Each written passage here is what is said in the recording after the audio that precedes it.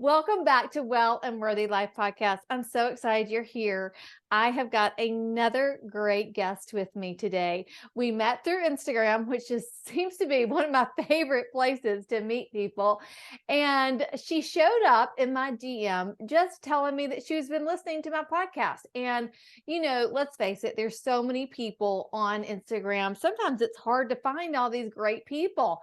So I'm so glad she found me so that I could find her.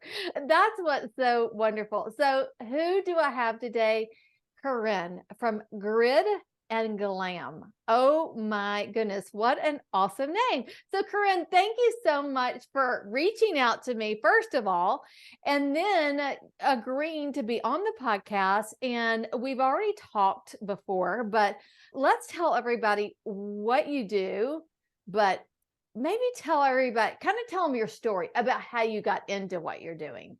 Really? Yeah, sure. Well, thank you so much for having me. And I love that you shared the story about how we connected, because I feel like sometimes social media can feel so negative, and it also is nice to show the positive side of it, and that you can make really great, authentic, fulfilling connections through it. So I think that was such a nice way to start the conversation. So as you mentioned, I'm the founder and CEO of Grid and Glam, and the company has multiple components. We do in-person professional organizing, meaning we go into our clients' homes and organize them. And I also have an online membership, which really teaches women and families how to get organized in a very doable, bite-sized way over the course of a year. And then I have business coaching programs for other professional organizers who want to grow and scale their businesses. So my story started, I think, a lot, like a lot of other women. I graduated from college and I was really intent on having a very fulfilling career. And I worked on Wall Street. I met my husband in New York and we moved to the suburbs of Boston. And we were living the quote unquote dream life in a beautiful house. And I had 2 kids and was still working in finance. And I looked around and I said, this cannot possibly be as good as it gets. I felt like I was always chasing my to-do list and I constantly had things to do. I like my space very organized, but I felt like I was constantly organizing and reorganizing. And I had this moment one day where I was picking my kids up from daycare at the time, and I'm walking in the house, and you know how it goes. You've got all the bags and their bags and all the things. And my kids were running around the house, having fun, laughing, making a mess. And I yelled at them. And I sank to the floor in tears. And I realized, oh my gosh, I'm yelling at my kids for being kids, for having fun, for making a mess of this messy life. And it just, for me, was this moment of oh my gosh, I have let my own life get out of control, and I refuse to spend the rest of my life like this. So I spent a year decluttering and organizing my house, and it changed everything for me. I really simplified the way we live, but it also simplified the plans that we have. I started getting rid of the negative thought patterns, the toxic relationships, and building a life that actually felt fun, because there's so many parts of life that are hard and out of our control. And through this process, I really transformed my life. And I was staring my 40th birthday in the eye. And I thought, you know what, it's now or never to start a business where I can give other women the same gift of getting ourselves back, getting our lives back, being able to show up in a way that feels really good. So there's more time for fun and joy and pleasure and all the things we want to do, and not just filling our days with being a mom or being a wife or going to work. And so that's how it all started. Wow. And that was about 5 years ago. Yeah. Wow. I mean, that's such a powerful story. And there's so many things about that I love. That, first of all, I've had a lot of, in fact, my very first podcast, we talked about reinvention. And I have reinvented myself so many times. But I can imagine at 40, you had a really great job. I honestly, I've never had such a great job that it was hard for me to leave one to go to another. But you had a really good job. And so this was like a big leap of faith. And let's just be honest, being an entrepreneur is lonely sometimes. That's why I'm so glad we connected too. Yes, I mean, it can be lonely, and you're trying to figure out all the things. So that's one thing. And then I love how you spent a year decluttering, and it wasn't just in your house. It just wasn't just the things. It was everything for, relationships Yeah. that were toxic, trying to, I always say this, I'm a wannabe minimalist. I really am. I think there's so many people that are like that we are this wannabe minimalist. And for some reason, it never happens. But that you spent this time to declutter and, because we are more healthy in our space. We can be more creative. And then the example you're setting with not taking up time in your life for the toxic relationships, for the things that just fill the time because you think you should. You Mhm. should, Yeah. Yeah. right? The Yeah. should, And right? all the shoulds. That's exactly right. And I love your comment about being an entrepreneur. I read a quote that said, entrepreneurs are the only people crazy enough to leave a 9 to 5 to work 24/7. Right. And it's true. It We is do so work a true. ton. And I remember when I first started working in finance, they used to call it the golden handcuffs because you make so much money that it feels hard to leave. But you get to a certain point in your life where you're like, if money is not everything, right? If you're not enjoying it, what is the point? And, so my son is now 13 and he actually just wrote a paper for school. He had to interview someone and he interviewed me for all of about 2.5 minutes because that's the amount of time he was going to put into Exactly. it. But I read the article that he wrote afterwards, and it's just so fascinating how they connect the dots, how they're really watching. And the whole paper was about how I started this business to change other people's lives, but the byproduct has also been that I have so much more time to hang out with the kids and do things I love. And it was talking about this gift of simplicity. Now, I don't consider myself a minimalist. I love beautiful things. I love Mhm. luxury items, but it's about having just the right amount of stuff for you and not that Mm. excess that weighs you down and that gets in your way and that you're constantly having to organize and reorganize. And yeah, I mean, I know you talk about this all the time with the work you do, but it really is, our nothing in our life functions in a silo, right? It's all this, everything is interrelated. And so when we start getting rid of the physical clutter, it becomes so much more clear to us where we're spending our time that doesn't feel good and who we're spending our time with and the types of things that we're thinking. And I think a lot of us through the years have just sort of felt like we've lost control to what our lives can be because like you were saying, we're doing all of these shoulds. But when you realize like there are a lot of things, many, many things that are in our control. And if we take that control back and we start making choices and filling our time with the things we want to do, all of a sudden you built a beautiful life that actually feels really fun to show up in every day. Oh, yes, I totally agree. I definitely think it is about finding space for everything. I just did a podcast recently talking, a friend of mine just wrote a book and she talked about wanting space. So space can be decluttering, space can be like cutting off some relationships. I mean, I think space for us is what we need so that we can bring that fun back to life, right?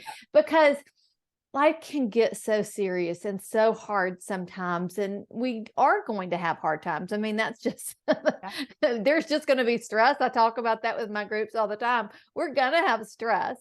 It's just how we deal with it all. And to have a lot of clutter around us, a lot of I say this all the time. I cannot stand to get in my car and have a bunch of junk in my car. It just makes me feel yuck. Like I want my Yes. car clean. I just got a new car and I'm trying to keep it so clean right now, Yes. like I don't like any of that stuff. So let's get back to this. Okay. So you like luxury things.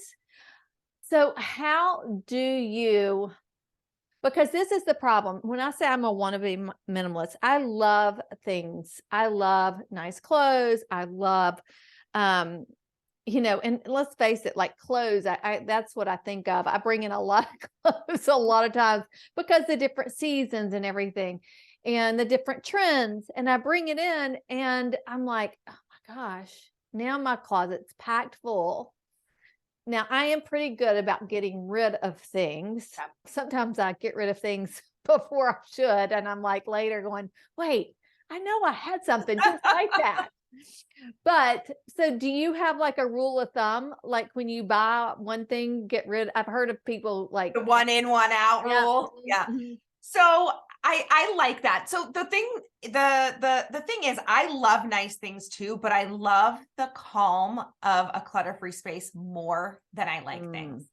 And so every time I buy something, and I'm not kidding, and I, like everyone, I'm an almost daily Amazon shopper too. So I'm not trying to mhm. pretend that I don't shop, but every time I buy anything, no matter how small or big, I ask myself, where in my house is it going to go? Where is it going to go? And that simple question, just taking a little bit of a pause, makes you realize, do I have space for this? Do I have space for it? If not, what am I going to get rid of to make the space? And the other amazing benefit of that is when the package comes in the mail, or if you go in-person shopping, when you bring the stuff home, it doesn't then sit on your kitchen counter or by the back door. You immediately know where in your house it's going to go. So these things that you bring in, you actually can enjoy, and they don't then become more clutter. And in terms of what we hold on to, I say you should only keep the things that you use and that you need and that you love, right? So the first two are really the things that we're using in our lives every day. They're the clothes we put on all the time. And then absolutely keep things that you want. But what you'll realize when you start being a little bit more discerning about the things you're bringing in your home and how you want to live, that you actually want fewer things. I love this philosophy of owning well, like buying fewer but nicer things. And if you go in your closet and you say, there's a lot of things in here I would wear, but I'm not wearing them because there's these other things I like more, then get rid of them. Make the space, and then also commit to really only buying things you love. What becomes clutter is when we buy something that we're kind of like iffy about, like, I'll wear it maybe, but you never loved it, or it's a gadget that you like think maybe I'll use this, and you bring it into your house and you're like, you don't incorporate it as part of your lifestyle. That just becomes clutter, because after a few weeks or a few months, you're never going to use those things again. They just sit there and take up space. And we always worry about the money that we spent, but these items don't gain any more value by sitting in our house, right? Exactly. The money has been spent. Yeah. We've spent the money. It's so funny you say this because, okay, so I think I'm better at bringing stuff into the house. Like it's got to have a place, but my husband, he's like a wannabe decorator, I think. And I've been married almost 9 years. And so when I moved into his house, he had, I mean, it was fully furnished with antiques and some beautiful stuff, some that I was like, oh, this has got to go. I mean, and he's like, I've spent thousands of dollars on this. I'm like, well, I don't know. Nobody's going to spend, he always thought, oh, this is going to be an investment, Worth and something. nothing goes up. I don't care.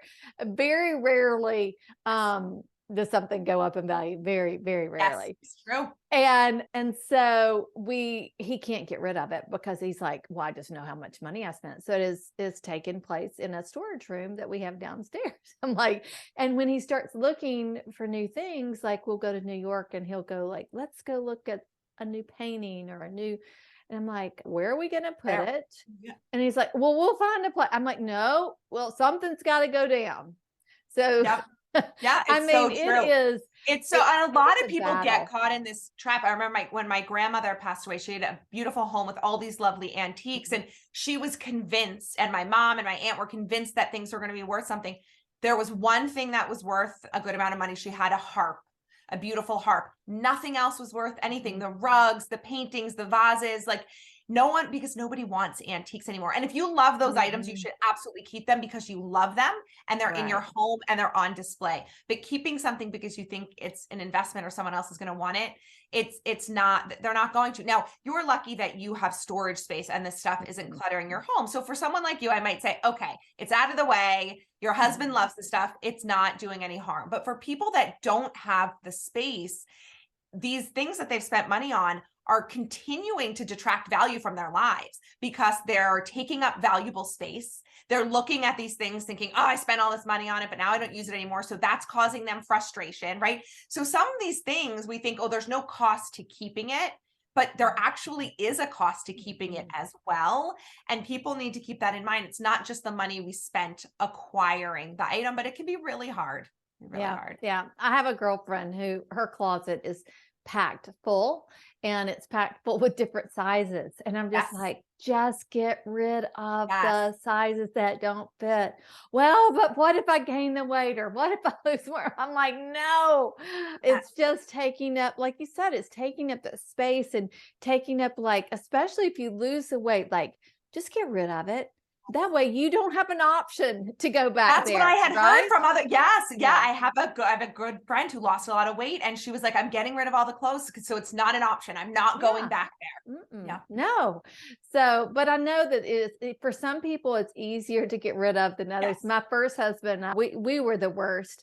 We would get rid of so much stuff. Our kids would be like, wait, where's that going? Like, when we cleaned out together, that was one of the things that we did very well together. When we cleaned out, we really cleaned out. And when we moved, we told the kids, like, here's one box. Whatever you can fit in that one box, it can go. I love that. Love that. But the thing is, do your kids miss any of the things that they couldn't bring with them? No, Nothing. no. Right. And that's the thing. I mean, Yes. truly, I mean, like, even if I had to say, well, I only could bring a box full of clothes, I mean, I could get my clothes and I probably wouldn't even realize that I didn't have the others, because I would take my favorites, right? I mean, that's what we do. But anyway, okay. So here's another question I have for you. Yeah. So when we talked before, you were talking about how you have this membership, you go through slowly each room. And the beauty of what you do, what you teach, is that you don't have to go back and clean that room again. Okay. So now I'm like, wait, now how is this possible? Because I have organized a drawer in my kitchen about 17 times a year, at least. Okay. So maybe every 2 or 3 weeks, I have to go and organize it again. So what happens? What happens? Okay. So yes, the whole premise of the membership is that you do a space thoroughly one time, and then you don't have to revisit it. And that's why we do it over the course of the year, because life happens in between. This is not our full-time job, but we really want to do it right. Now, I will say there is one major caveat, and that is if you have kids that are still growing, because of course, kids' clothing and kids' toys and kids' artwork and kids' schoolwork, that you need to continually cull through. But really, the rest of the items in our house, so kitchen, for example, if you really go through and you get rid of everything that you don't use, and you assign everything a home, and this is what we do in the membership, everything has a home. And then every time you take something out of its home, you put it back. And this is important, everyone in the house does the same. Okay, right? that's the important part. Yes. How do you get everybody Yes. on board in the house to do that? Exactly. It And just so, be you my know, husband for me. So and so it's true. And so it can be a spouse, it can be kids. And listen, like you were saying earlier, how it's easier for some people to get rid of things than others, which is absolutely true. It's also easier for some people to be organized than others. So obviously you have to understand that you're not doing anything wrong if you can't get your kids on board. But what we talk about in the membership is, you know, listen, we like to have fun and we try not to make this so serious, but there is a serious component to this of when you go through this process and you do it right, it will change your life. Like, it will absolutely change your life. The stories that I hear from the women who have gone through it about how much, like, just at the end of the night, being able to sit on the couch and read a book without any guilt because there's no to-do list hanging over their head, and the amount of time they can spend with their kids, the less nagging and the less so much less shouting that they do. Like, it really does have an impact. But it all starts with having an actual serious conversation with your partner, with your kids about, like, we're going to do things differently around here now. Like, this isn't working for us. I don't want to be yelling all the time. I don't want to be stressed. I don't want to be frustrated. And I don't want to be serving you. I don't want to be taking care of this house nonstop, because then I can't do the fun stuff with you. And so let's talk about the importance of really working together. And for those of us that have spouses or kids that are not going to do any of the work to help us get organized, I do teach in the membership how to get people to help. But if, let's say, you're at the extreme and no one's going to help, you can say to them, you don't have to help, but at a minimum, you have to maintain. You don't have to do the work, but I'm going to set up a system and you're going to follow the system. And here's what it's going to look like. And in the beginning, there might be some, and by some, I mean a lot of reminders of like, remember we talked about this? That's not where that goes. This is where it goes. And it might feel a little rigid at first, but from everyone who has been a little bit rebellious against the rigidness of it, they come to see that on the other side of the structure comes all of the flexibility, that you have to get to the other side of it to really get that breathing room and the freedom you want. Because if you don't set up the structure, you're just constantly in chaos or fighting or tension, that actually that structure is what allows you to truly get the freedom. So it is about setting an expectation, a very clear expectation, creating the system, and then reminding gently or not so gently, whatever your style is, that like, this is how we're doing things now. And kids and partners will catch on eventually. Yeah. And I find that same thing in when somebody starts with me on one of my programs and they're like, oh, this is going to be so different. And my spouse or my kids are not going to like the food, or they're not going to like the way I'm doing things. But yeah, I think we lead by example, number one, and people finally do. They're like, see how the wins in it. They see how it works. And, for instance, on the other side, once everything is in place, that mom has more time, or the wife has more time in the evening to spend. These men seem to want attention, right? Right. So we have more time to give them the attention, or we have more time to do the things that we truly want to do as a couple, or just by ourselves. I mean, whether we're living by ourselves at this point in our life or whatever. But I think that it's really important too, to really think about the health aspects of it. And I think it was yesterday or in one day this week, I saw on your Instagram, there was an article what was it? Tell us a little bit about that article. Yeah, so it was an article in the New York Times that was talking about, there's so much research about the impact of clutter on our mental health. And what this article was saying was that when we are feeling depressed, this article was in particular talking about depression, one of the first things to go is our homes. We stop taking care of them, right? We stop taking care of ourselves, we stop taking care of our homes, and the clutter comes in. And what's so unfortunate about that is the clutter then causes us to be more depressed. And it becomes this really unhealthy cycle. And the article was saying that if you can just take a few minutes to declutter, it is not going to cure you of your depression, but it will lift your mood. It is scientifically proven that when it's twofold, it's the act of decluttering itself, doing something productive, seeing a result from it, but then experiencing an environment that is less cluttered.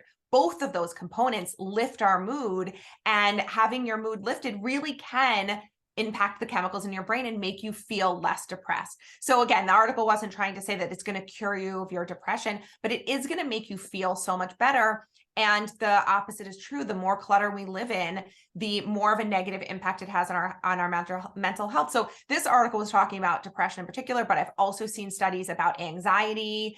And there really is such a correlation between decluttering and living in a clutter-free space and the positive impact it has on our mental health.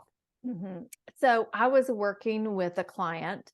This is when I did one-on-one coaching, and she had just moved into a house and she had not unpacked her boxes yet. So she had boxes everywhere, and we were trying to work on her health and wellness goals. We were trying to get her to plan her eating. We were trying to get her to move her body. We were trying to get her to do some of those things because she had some weight she wanted to lose. But every time I talked to her, she just couldn't get it done. Yeah. And come to find out, like I said, I didn't know at first that she had moved and she had all these boxes, and she started telling me that all these boxes were laying around. So we came up with a plan to unpack one box a day, get your bathroom situated, get your kitchen, some of the areas that would make a difference. And it did help her tremendously. But I think it can happen to us. Like we're all of a sudden, we're like, we know we need to change something, and we're just like So we start on our outward appearance, but maybe we need to start in our house, kind of Yes. organizing everything so that, then in fact, it's funny because in balanced eating method, the first thing we do is clean out our pantry and a refrigerator Yep. and get it organized, putting Yep. all the like foods together so that we can be organized, so that we can make healthy choices, so that we can go replenish. Everything has a spot. The things that we don't want to eat or whatever, we place them somewhere where we don't Yep. see them. And so I think that really is important, that, these two things, where they may seem like they're not related, they're so related. They are so like, yeah, you make such a great point. And I'm sure everyone listening to this is interested in having a healthy lifestyle, right? That's why they're in your world. And the kitchen is a huge thing, but also in our bedrooms, because sleep is such an important component of waking up, exercising, making those healthy choices, right? When we're not exhausted, we're making better food choices. And so also having a decluttered bedroom allows us to fall asleep more easily. I'm a big fan of not putting our phones next to our bed at night. And then if we know where our workout clothes are, or maybe we even have a routine where we lay them out the night before, then we're getting up. We have no excuse not to work out. Then, like you're saying, we're going into our kitchen that's organized, full of all the healthy things, maybe some unhealthy things too, but we know where the healthy things are. They're front and center. Right. It really, all of these things do, our life is interconnected, and having an organized environment, people always joke that, let's say like, I just lost 100 pounds because they've donated 100 pounds worth of stuff in their house. But there is a correlation between decluttering and losing weight. Again, it's not going to cause it the same way. Getting organized is not going to lift your depression. But when you set yourself up in an environment that is decluttered and it really does then help you achieve all of the other lifestyle and health goals that you have. It's so, you and I are right on track. I always tell everybody, like, please do not put your phone right by your bed. Even when my kids were teenagers, I'm like, they were in, I would stay up till they were in. But at this point, my kids are grown. They're men. They do not need to call me in the middle of the night. I can wait till the next morning. Right. Right. But so many of my friends are thinking, oh, if there's an emergency. Like, they're grown people. What did we do? Right. I didn't have a cell phone when I was 20 something. Of course not. And my parents didn't even have a phone in their bedroom, I don't think. Like, no. Back then. Yeah, no, we shouldn't do that. Right. It's very hard, because we are so used to being connected. And and that's the tendency. Then somebody wakes up, if your phone is right beside your bed, this perimenopause, menopause, we end up not sleeping so well anyway. So we need to do everything we can. And the last thing you want to do is pick up your phone in the middle of the night and start scrolling. Yes. And listen, the reason I know that we shouldn't put our phones next to our bed is because that was me too. I'd wake up in the middle of the night and I'd start scrolling, and then I would lose a night's worth of sleep, and then I'd eat terribly the next day because I'm trying to eat to get the energy because I have to stay awake. And listen, every now and then I might fall asleep with my phone next to my bed still. And those mornings are never as good of a morning, because then I'm looking at my phone first thing. Whereas if I wake up from my alarm and then I immediately start my routine, I work out and I don't check my phone until I'm ready to start my workday. I'm like, oh my gosh, I've just had this peaceful morning, so productive. And now I'm ready to be connected and do all the other things. And I think a lot of us think it's going to to than it's almost like an addiction. But if you just put it away. It is addiction. Right. Again, there's been studies showing that we are addicted to our phone. Right. If you just physically put it somewhere else and you don't even have the option, you'll start to then you'll get addicted to the high of actually like enjoying life. And that's what I feel like happens with getting organized too. I almost get like a high from feeling like, oh my gosh, I'm like so on top of my house and my life. And I'm sure, I know a lot of people get that exercise high too, when you're eating healthy. Like, it really is about feeling good. But so much of us are just, so many of us are just numbing out in all different ways. And then we don't get to experience the true pleasure and joy, even in food and in all the things that are out there for us to enjoy, because we're not even in touch with our real feelings. Yeah, I totally agree. I couldn't help but, as you were talking too, thinking about another benefit to having an organized home. And I really feel like my house is fairly organized. It could always be better, and I probably should take your course, but and my husband is fairly good about putting things back. And so, and if not, it's just one person. I have to go back and maybe Right. put things back. It's not like I don't have kids at home, thank goodness, anymore. But my mother-in-law, we celebrated my father-in-law's birthday the other night, and my mother-in-law was like, "Thank you so much for having us all over.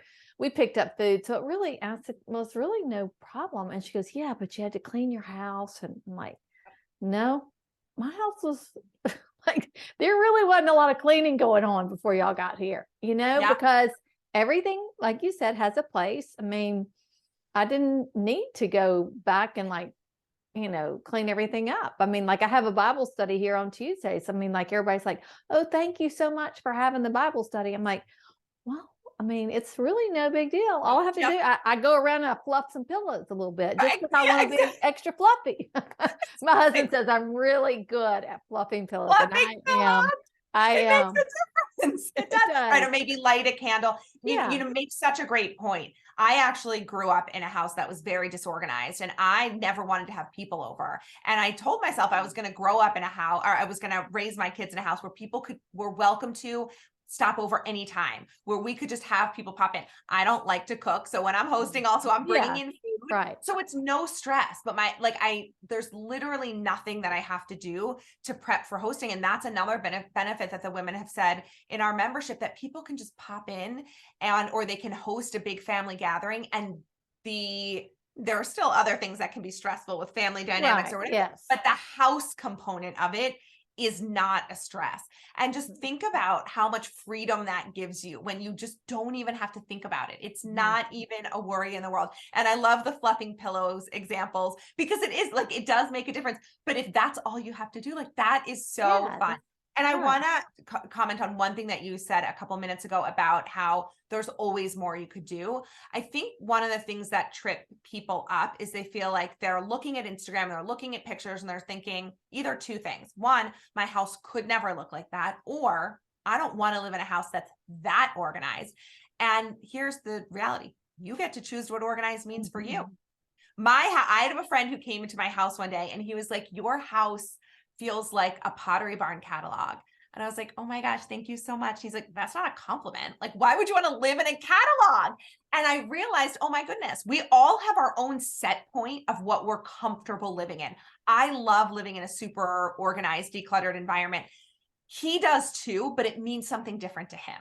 So we get to choose our own set point. So don't let even what my home looks like, if you follow me on Instagram or any other organizers or designers, don't let anyone else's reality impact your desire and motivation to change your own life. You get to choose, but even incremental change will have an amazing benefit on your life. This is not all or nothing. It's not like you're totally organized or like it's not worth trying. The little incremental changes you make will have a huge impact on your life. Yes. And we say that all the time in all the courses we have. And, Yep. it's the small things that we do consistently that make the big transformations. It's not like if you, went in and, let's just say, you really blitzed it out and organized your kitchen in a day or something like that. I mean, that's a lot. And is that sustainable long term? No, it's not. Right. And you want sustainability. You want it to stay that way. And so by doing it a little bit at a time. Okay, so let me ask you this, because I don't have kids at home, so it makes it so easy. And but I think about when I did have kids at home, and it was just actually me and my boys, because I was a single mom for many years. And I had a system at my house. And I'll tell you my system, but I want to hear what you do with your kids. Do you make them clean up their room, make their bed every day? Tell me a little bit about that. So our general philosophy is never leave a room messy. And so when they first come in the house, don't leave the mudroom messy. Put your shoes on the shelf, hang up your backpack, empty out your lunch, and pack your snacks for the next day. And so it's just this idea of treating the house with respect, putting things back where it goes. So of course, when they're playing, everything's a mess, as it should be. That's how life should be for kids. Yeah. But they really do have to clean up the space at the end of the night.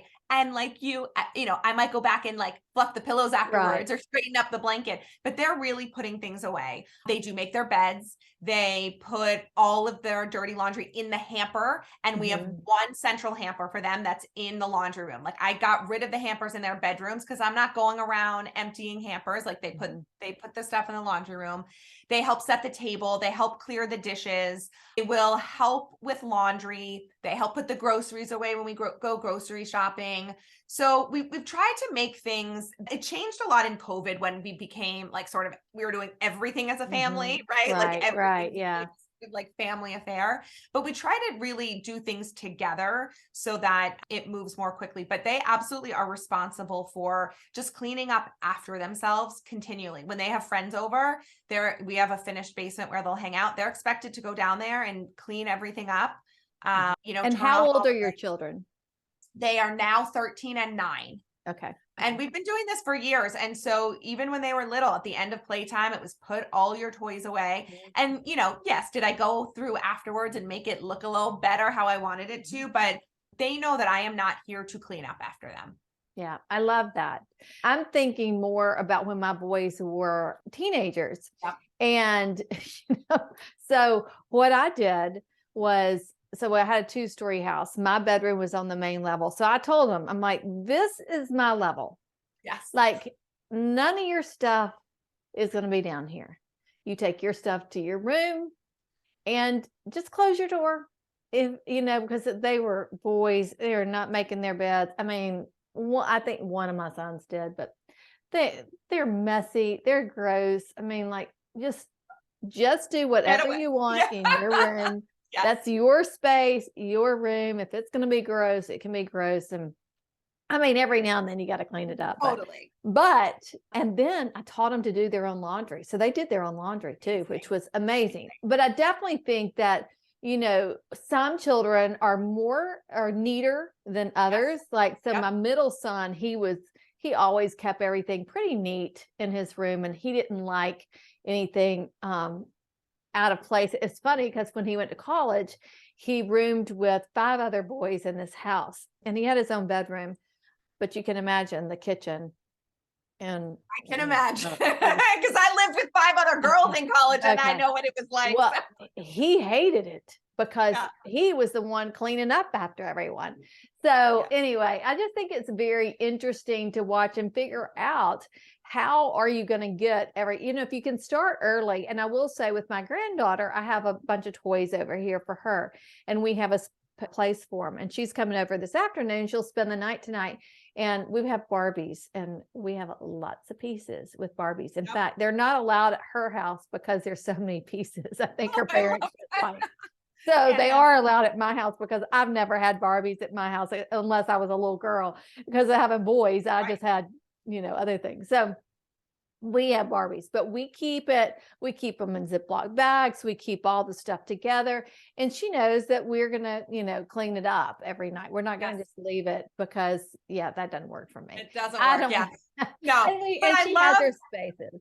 Yeah. And I think, we absolutely can model for our kids, but I love your system. And I hope everyone listening feels permission to not feel like your house has to be perfect, that you can choose the spaces that you are setting the law for the house. This space must be clean, the kitchen, the common areas, and then close the door in the bedroom. And it doesn't need to be something you worry about or stress about. So many moms are so stressed because they can't get their teenage kids to comply or conform to how they want it. And it's like, why are you killing yourself like that? Just shut the door. This is not about perfection. This is about easing our lifestyle, and if it's going to make your life easier. And I love that you taught the boys to do their laundry, because it's like, it's their problem. If they're not doing it, if they run out of underwear or socks, that's on them. That is not your problem. Exactly. So, I mean, I definitely, it was so freeing too, but it was funny because when my middle son got married, his wife had never used the washer and dryer. He had to teach her because her mother was nicer, I guess, and did all her laundry. I'm like, I don't have time to do you guys' laundry. I'm like, every now and then I might have offered, but they were like, no, I got it. And it was just so nice because really too, I didn't want to wash my stuff with their stuff. Right. No. I love that. Oh, I love that. gosh. Yeah. Well, Corinne, I could sit here and talk to you forever. We are so on the same page with all of this, but I don't want to take up much more of your time. But let's just tell everybody where they can find you if they want to work with you and go through the different ways that they can work with you again, too. Yes, absolutely. So all of our programs live on our website, which is gridandglam.com, GRIDANDGLAM. And then I hang out on Instagram. That's where we connected. So absolutely come say hi on Instagram, DM me over there. And for all my friends who are not local or don't want to fly my team out to, we do travel. The best program to really get started is our G&G home organizing membership. Doors are not always open to it, and we do have individual boot camps. Let's say you just want to get your toe wet with one space. Our main bedroom boot camp is our most popular. You can just buy a space at a time. And again, all of that's on our website. And if you did want to hire a professional organizer to come into your home, all that information is on our website as well. And then if there happen to be any professional organizers listening, all my business coaching programs are on our website as well. So it's really the website and Instagram. That's where you can find me. Awesome. Well, thank you again so much for joining me. I'm so excited about our connection and our friendship now. I Yes, love I it. know. Thank you so much. And for any of your listeners who are in your inner circle, I'll be visiting in Yes, I know. there. I can't Yes, wait. I cannot wait. that's So great. thank you again and have a wonderful day, y'all.